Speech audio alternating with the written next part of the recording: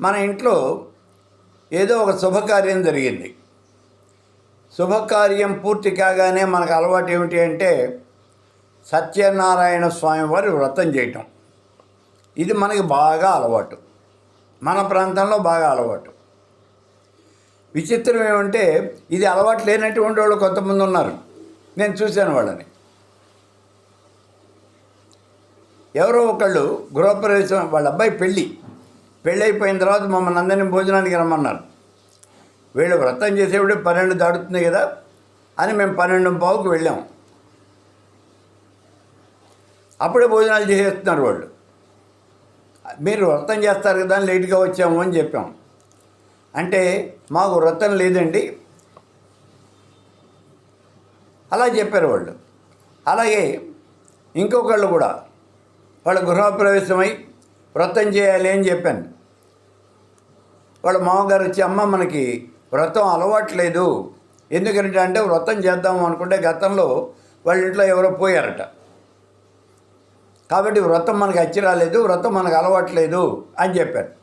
అప్పుడు వాళ్ళ ఇంట్లో వ్రతం చేయడం మానేశారు. కాబట్టి ఇలా ఈ వ్రతం చేయడం అలవాటు లేనటువంటి వాళ్ళు కొంతమంది ఉన్నారు. సరే, వాళ్ళని వదిలిపెట్టేస్తే ఈ ప్రత్యేకమైన పరిస్థితుల్లో గృహప్రవేశం కానీ, వివాహం, ఉపనయనం ఇట్లాంటి విధానం కనుక జరిగినట్లయితే సామాన్యంగా మనం స్వామివారి వ్రతము అనేది తప్పనిసరిగా చేస్తాం ఇంట్లో.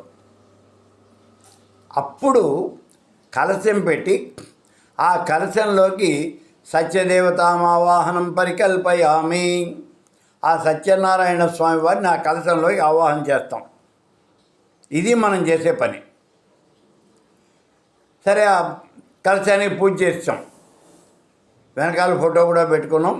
సరే, మనం ఆ పూజ షోడశోపచార పూజ, అష్టోత్తరము సహస్రము చెప్పాం, 5 అధ్యాయాలు కథలు చెప్పుకున్నాం,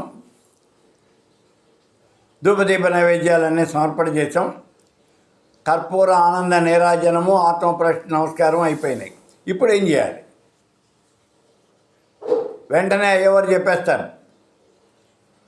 కలశదేవత యథాస్థానం ప్రవేశయామి, దానికి చెప్పవలసిన మంత్రం ఏదో చెప్పేసి ఆ దేవతకి యథాస్థానం ప్రవేశయామి అంటారు.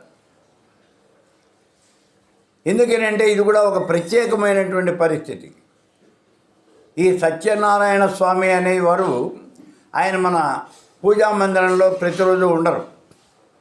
కాబట్టి ఇలా ప్రతిరోజు పూజా మందిరంలో ఉండకుండా ప్రత్యేకమైనటువంటి పరిస్థితుల్లో ఆవాహన చేయబడినటువంటి దేవతలకి మనం ఉద్వాసం చెబుతాం.